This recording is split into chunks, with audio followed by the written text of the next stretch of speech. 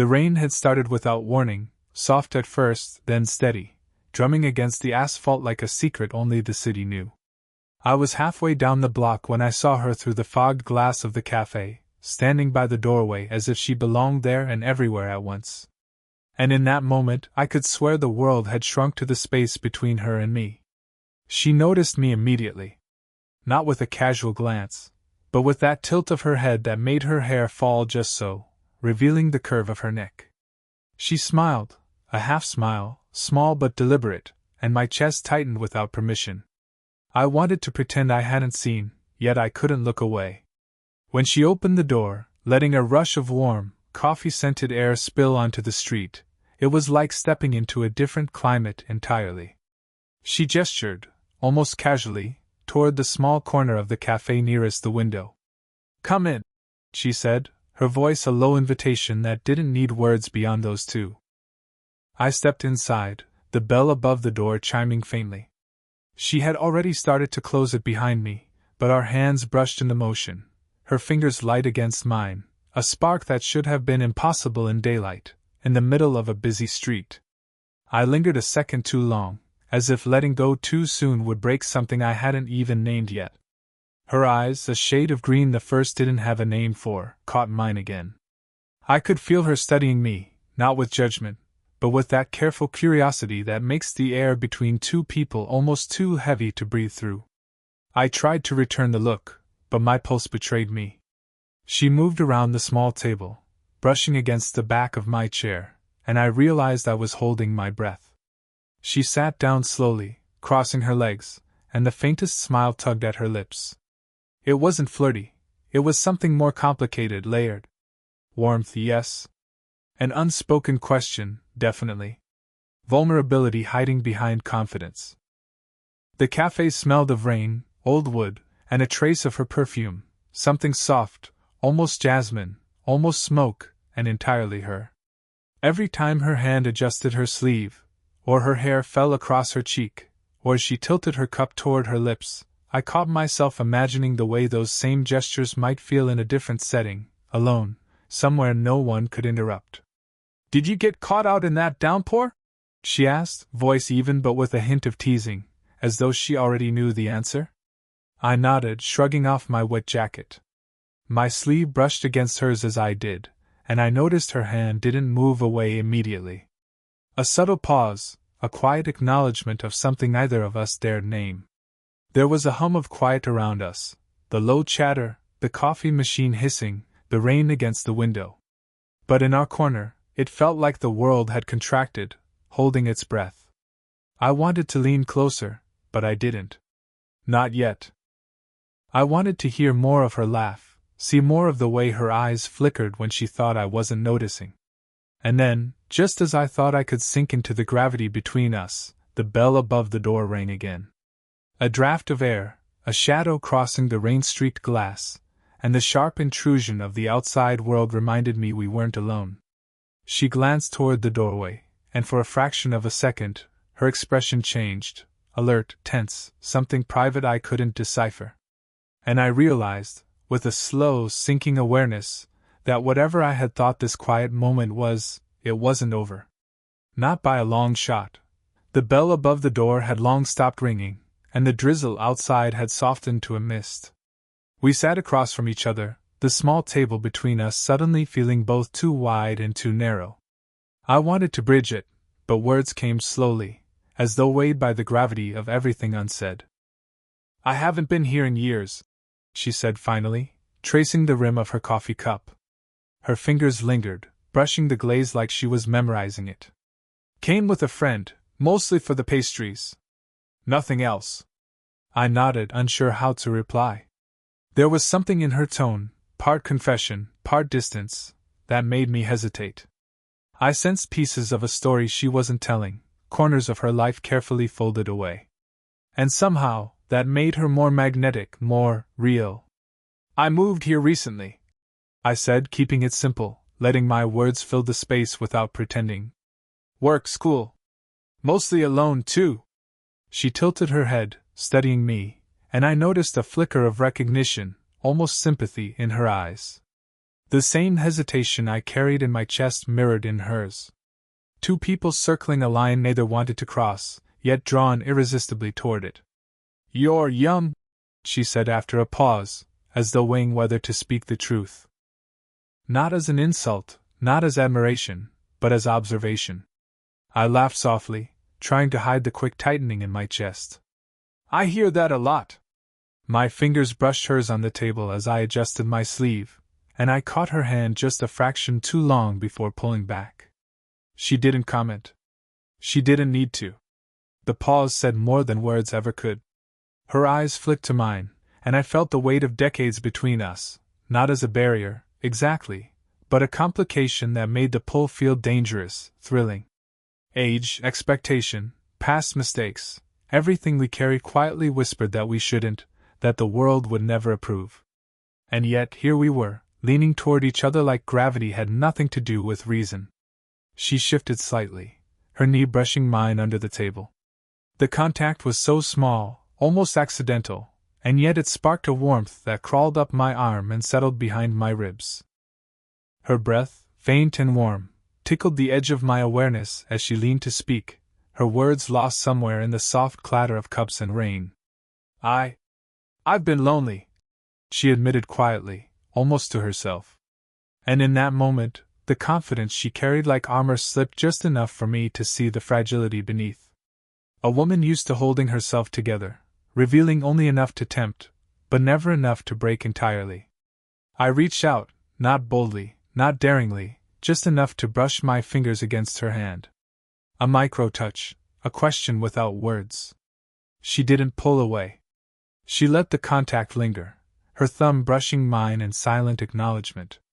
The space between us felt charged, thick with something we couldn't name but both recognized. Neither of us spoke, but the world outside could have been 1,000 miles away.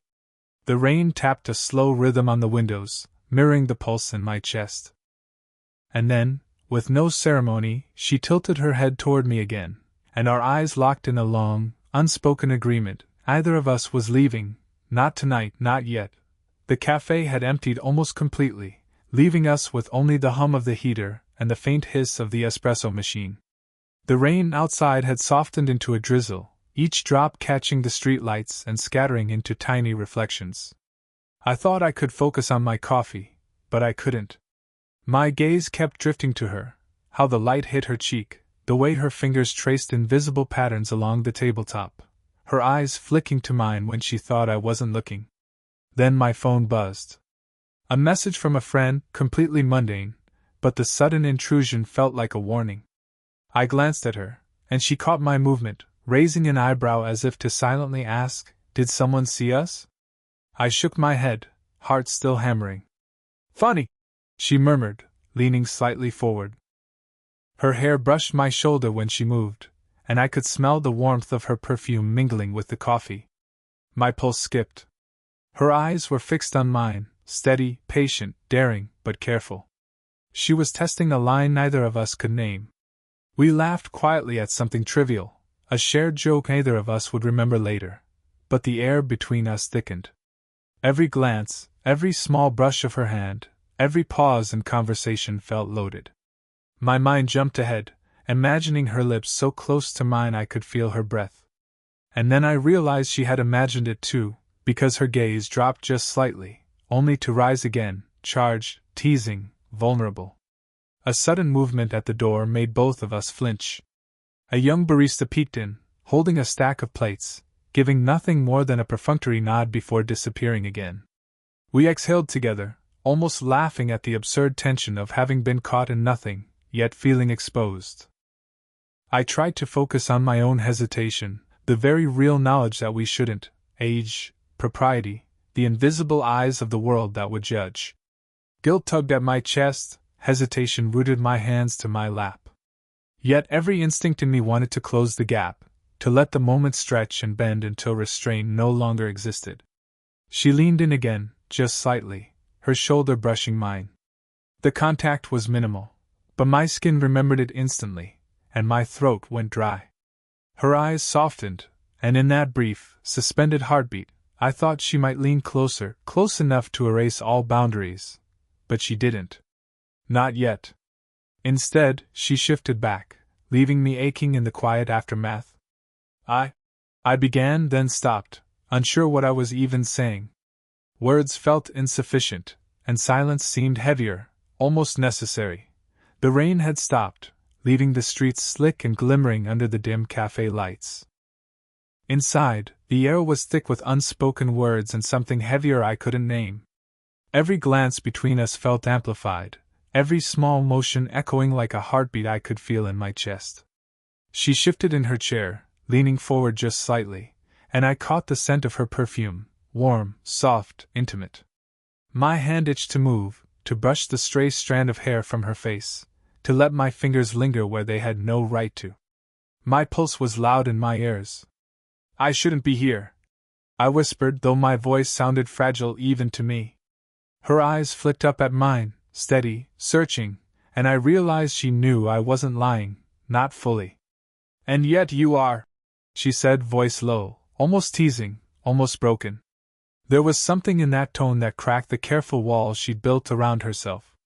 I wanted to reach for her, to close the space between us, but hesitation caught in my throat. My mind screamed caution, age, propriety, everything, but desire had taken over reason. She leaned closer, her shoulder brushing mine, subtle but electric, and I felt the heat of her body ignite the ache that had been building since the first accidental touch. I can't stop thinking about you," I confessed, barely audible. My words trembled despite my best attempt at calm. Her breath hitched. For a moment, she looked as if she might retreat, but instead, she leaned in the tiniest fraction closer. The edge of her lips so close I could feel her warmth, hear her inhale through parted lips. I swallowed hard, my fingers flexing against the table as though grasping at courage. "You have no idea what you do to me," she murmured, voice so low it felt like it belonged only to me. Her eyes flickered with a mixture of fear and daring, the unspoken acknowledgement of what we both wanted but knew we shouldn't. The cafe around us seemed to blur, the low chatter, the hiss of the coffee machine, the rain-soaked streets beyond the windows, all irrelevant. There was only her, only this moment, only the impossible tension of almost touching that had become unbearable. I brushed her hair back, finally, letting my hand rest briefly against her cheek. She didn't flinch. Instead, she leaned into it, eyes closing for a heartbeat, lips parted as if she were waiting for something I both longed for and feared to give. I began again, voice low, trembling with the weight of confession and desire. "I don't know if I—" The door to the cafe swung open with a sudden clatter, and a draft of cold air sliced across us. The spell broke, the moment shattered, but the electricity between us didn't fade. My fingers still hovered near her cheek, her shoulder brushed mine, and the air was charged with the almost impossible. And then she whispered, almost teasing, almost dangerous, "If we don't stop ourselves, I don't know what happens next." Her words hung between us, impossible to ignore, the cusp of everything we'd been holding back. I leaned closer, my breath mingling with hers, and the world fell away. One step, one motion, and everything could change. The cafe had emptied entirely, leaving only the soft hum of the heater, and the faint echo of rain dripping from the eaves outside.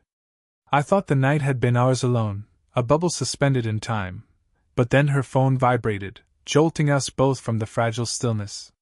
She glanced at it, eyes flickering just enough for me to catch the way her fingers tightened around the edge of the table. A message brief and sharp.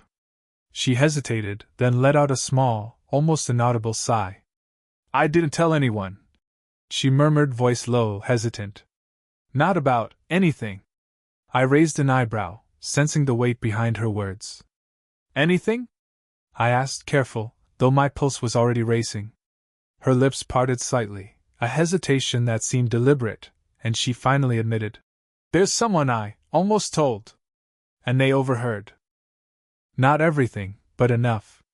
Her hand brushed mine, not entirely accidental, but fleeting, tremulous, and I felt the spark ignite instantly, a fire we couldn't put out with reason. My stomach tightened. They overheard what?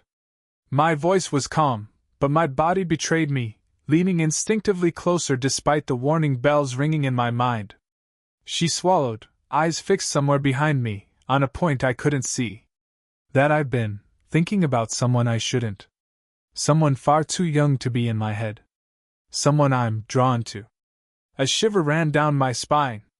Her words, whispered, carried a weight I hadn't expected, and yet confirmed everything I already knew. My hands flexed against the tabletop, brushing hers once more in a gesture that was both question and answer.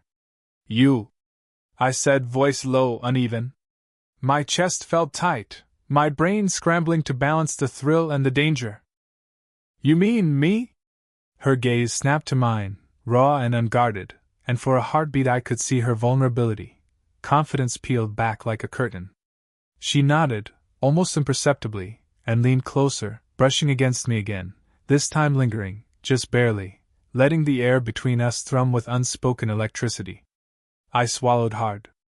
My mind screamed caution, age, propriety, the world watching, but every instinct screamed in a different language. Desire. Fascination. Longing. Her hand brushed my forearm now, intentionally this time, and I caught the way her fingers lingered, tracing a path I couldn't stop imagining. I wanted to tell her it was wrong, but even as the words formed, my body betrayed me, leaning in without permission. The revelation hung between us, sharp and impossible, cutting through the quiet like the edge of a blade. Everything that had felt safe, our glances, our teasing touches, our silences, now carried risk. And the risk only made the gravity between us stronger, more unavoidable. I can't not be here, I admitted, voice low, almost a whisper. The words trembled, carrying the weight of every unsaid thought, every longing I had tried to hide. Her lips curved into the tiniest smile, and her eyes held mine in that impossible way, as if daring me to take the next step. She brushed against me again, shoulder to shoulder, chest to chest, just enough to feel the warmth of her, and in that moment I knew there was no turning back. One decision, one move, and the fragile line between desire and consequence would shatter. The cafe was silent now, the hum of the heater the only companion to the storm of our own hearts. Outside, the streets glimmered with leftover rain, reflecting the dim glow of streetlights, but inside, the world had shrunk to the space between us. We were closer than ever, just inches apart. I could see every line of her face, the gentle curve of her lips, the way her breath caught in subtle rhythms. Every instinct screamed forward, but my mind hesitated, whispering caution I didn't want to hear. She reached up, brushing a stray strand of hair from her cheek. Her fingers lingered, tracing a path that made my pulse stutter, and I realized I had been holding my breath. I let it go slowly, deliberately, letting the tension hang between us like a live wire. I shouldn't. I started, voice barely above a whisper, but she silenced me with a look. Her eyes were steady, open, vulnerable, daring me to acknowledge what we both knew. You don't have to, she whispered, her voice low, warm, intimate. Her shoulder brushed mine, and I felt the subtle shift as if our bodies recognized a gravity either of us could resist. For a heartbeat, I imagined stepping back, walking away, leaving the risk and the longing behind. But I couldn't. I wouldn't. Every hesitation, every stolen glance, every near touch had led to this. And now, to step away felt impossible, almost cruel. So I leaned in. Just slightly, cautiously, letting the space between us shrink until our foreheads nearly touched. Her breath mingled with mine, soft and hesitant, and I could feel the tension coiling tighter with each shallow inhale. I've wanted this, since the first time I saw you, I admitted, words trembling yet raw with honesty. My hand hovered near hers, uncertain, afraid to break the fragile boundary we had built, but also desperate to cross it. She let out a small, almost imperceptible laugh, the kind that trembles at the edges of nerves and delight. And I've been waiting, she said, voice soft, almost a sigh.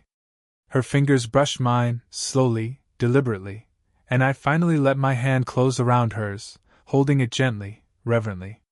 The world outside could have been 1,000 miles away.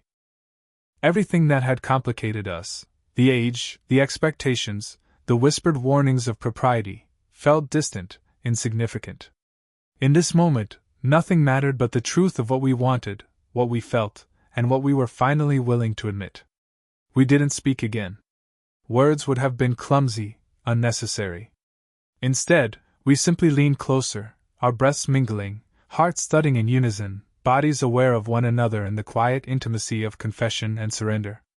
And in that suspended space, with her hand in mine and her gaze holding me steady, I finally understood her. And she finally understood me. We were no longer just drawn to each other, we belonged, in that moment, entirely, if only for the time the world allowed. The rain had finally stopped completely, leaving the city quiet, washed clean, glimmering under the street lights.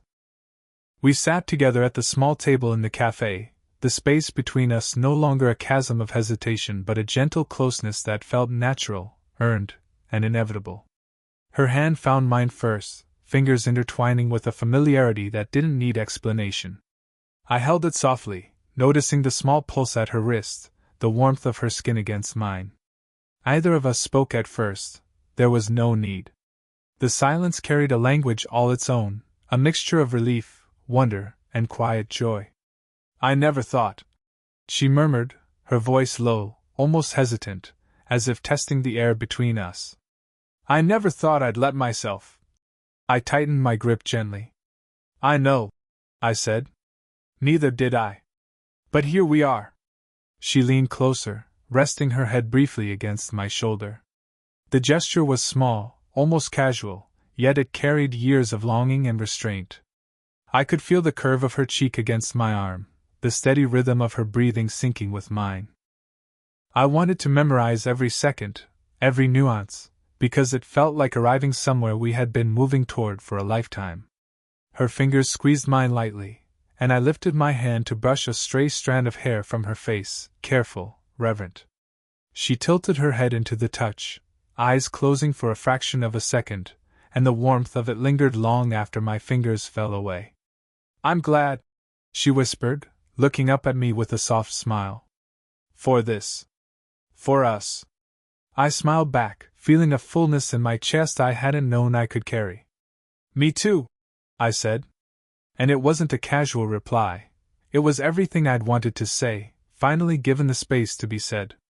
The cafe's lights reflected softly off the rain-streaked windows, casting a glow that made the world outside seem distant and muted. For the first time in a long while, the weight of caution, the worry over what others might think, the hesitation, the guilt, it all faded. There was only this: the warmth of her hand in mine, the curve of her lips when she smiled, the subtle brush of our bodies as we leaned into each other, and the quiet certainty that this was where we belong. We stayed like that for a long while, letting the night stretch around us, letting ourselves breathe fully in the comfort of mutual understanding. No words could capture it better than the simple closeness of being together, hands intertwined, foreheads almost touching, hearts steady and in sync. When we finally stood to leave, it was slow, reluctant, deliberate. And as we stepped into the glistening streets, shoulders brushing, hands still linked, it felt like the beginning of something new and unshakable. Because for the first time, we weren't just drawn together. We were together, fully, completely, and without apology. Her fingers brushed against mine again, this time lingering a fraction longer. I caught it and didn't pull away, not even when my mind screamed caution. Instead, I let her small, daring touch anchor me. When the bell above the door chimed, neither of us moved. Our hands remained close, our bodies just within reach, breaths mingling. In the small space of that cafe, between caution and desire, we were closer than ever, closer than either of us wanted to admit. And in that suspended moment, I realized that resisting her was becoming impossible.